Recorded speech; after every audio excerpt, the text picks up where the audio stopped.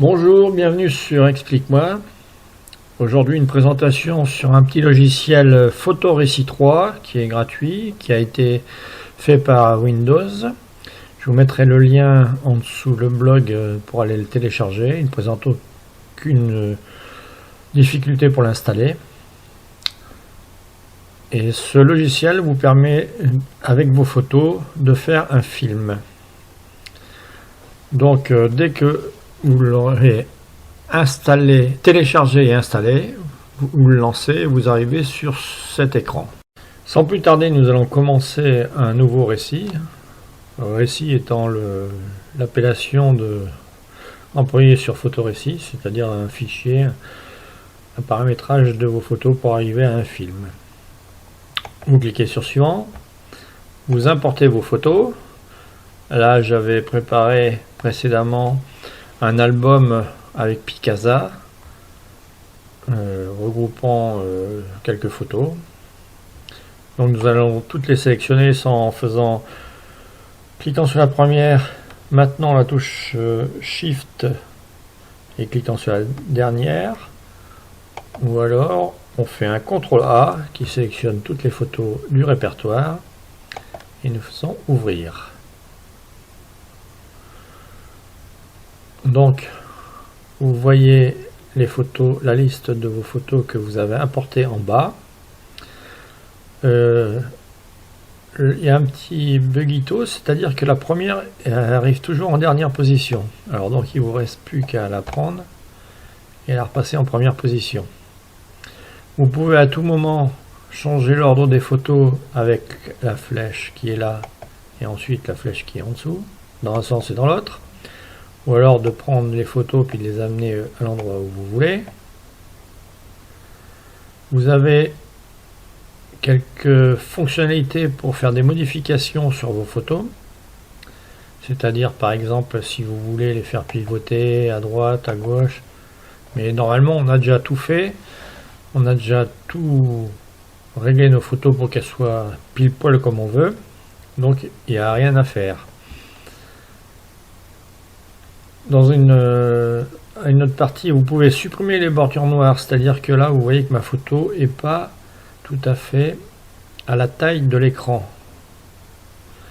Donc si je supprime les bordures noires, mes bords vont aller directement sur les bords de l'écran, mais je vais couper un peu ma photo. Donc moi je laisse comme ça parce qu'on va voir qu'on peut le modifier un peu plus tard. Donc il me redit qu'il va bien avoir des bordures noires et que est-ce que je suis d'accord pour continuer quoi. Est-ce que c'est pas un oubli de ma part? Dans la fenêtre suivante, vous allez pouvoir taper une note qui vous servira d'aide-mémoire lorsque vous présenterez le film, ou alors enregistrer un message qui passera en même temps que la photo. Je vous laisse découvrir tout ça. Ce qui est plus important pour moi, c'est personnaliser l'animation. En effet, les photos vont bouger à l'écran. Donc, par défaut, par exemple, cette photo part de la taille maximum pour finir en position centrée. Et pendant 5 secondes, ça va faire le mouvement. Donc, si ça ne vous plaît pas, parce que là, il y a par exemple des bordures noires, vous pouvez bouger à l'aide de la souris en cochant d'abord indiquer les positions.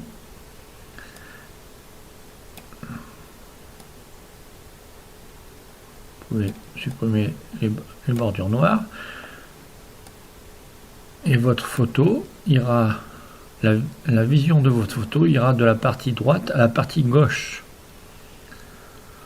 Donc, lorsque vous êtes satisfait de votre paramétrage, vous faites enregistrer, vous passez à la suivante. Là, il vous propose une autre animation, c'est-à-dire qu'elle part de la position centrée à la position totale. Ça ne vous plaît pas non plus. Vous pouvez, je sais pas, aller plus par là, par exemple. Si vous voulez voir ce que ça donne, vous faites aperçu. Voilà. Et votre photo, enfin là il passe les différentes photos. Vous voyez que ça fait une animation sur la photo. Mais par contre, ce qui est affiché n'est pas obligé de vous plaire, donc c'est là qu'il faut aller dans le paramétrage de l'animation pour mettre ce que vous voulez. Donc je ferme ça. Donc dans la partie animation et durée, vous pouvez changer l'animation, changer la durée, parce que par défaut c'est 5 secondes, mais si vous voulez mettre plus, vous cliquez, ou vous tapez directement en 7 secondes par exemple. Donc elle mettra plus de temps à afficher par exemple de gauche à droite.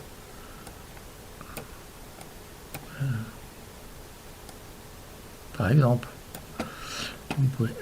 Donc ça c'est l'animation sur la photo. Après vous avez la partie transition. Là c'est ce qui se passe entre deux photos. Donc soit vous la faites ressortir de la droite, c'est-à-dire que la deuxième photo va arriver à la place de la première sur la droite, soit vous la faites lever. Alors, vous voyez là le petit aperçu. Voilà. Donc ça il faut pas trop en abuser parce que ça fait mal à la tête un peu. Donc à vous de voir. Vous pouvez gérer l'animation, c'est-à-dire le mouvement sur la photo, et la transition qui est le mouvement entre deux photos. À chaque photo, vous êtes obligé d'enregistrer votre paramétrage et vous passez à la suivante. Donc si vous oubliez d'enregistrer, vous demande est-ce que vous voulez enregistrer les modifications, et vous passez à la suivante. La suivante c'était ça. Donc si ça vous plaît pas, vous recochez, vous le mettez plus grand par exemple, ou par là. Et si vous faites l'aperçu, vous voyez que ça bouge un peu. Voilà. Donc vous faites toutes vos photos comme ça. Enregistrer, ainsi de suite. Et là vous avez ce qui vous plaît le mieux. À noter que vous pouvez à tout moment enregistrer le projet qui sera dans vos vidéos. On va l'appeler toi par exemple. Ce qui vous permet, si vous avez un projet un peu long, de faire des modifs et le jour d'après de continuer vos modifications avec les mêmes photos. Si après vous avez une autre fenêtre qui vous permet de choisir la musique. Soit vous sélectionnez une musique, c'est-à-dire un fichier MP3 que vous avez sur votre micro, soit vous créez une musique avec la musique qu'ils ont, voilà, par exemple électronique désir ardent, etc. Il faut bien savoir que si vous prenez une musique d'un auteur et que vous n'avez pas les droits, ça ne passera pas sur YouTube par exemple. YouTube peut vous refuser parce que vous avez il reconnaît les musiques qui a un copyright. Ensuite, il faudra enregistrer votre récit pour pouvoir le lire sur quelque chose, alors soit sur l'ordinateur, soit pour les PC de poche, soit pour un portable, etc. Donc dans notre cas, nous allons le mettre pour un ordinateur. Alors vous pouvez, je pense, là vous avez profil ordinateur, là il vous le met par défaut en tout petit, donc vous pouvez aller changer ça dans les paramètres. Et pour ordinateur, comme les ordinateurs ont des bonnes définitions, maintenant vous pouvez prendre la position 4 qui est 1024 par 768. Donc je vous conseille de prendre toujours la plus grande taille. Et voilà, il est en train de vous créer la vidéo que vous avez faite. Là c'est assez rapide parce qu'il n'y a que cette photo. Et vous pouvez afficher le récit avec l'application que vous voulez. Attends que ça charge et c'est parti. Là j'ai pas mis de musique, et puis c'est un truc, bon j'ai fait ça à l'arrache un peu, c'est juste une démonstration. Alors la limitation sur Photorécit 3, c'est que vous pouvez mettre que 300 photos dans le même film.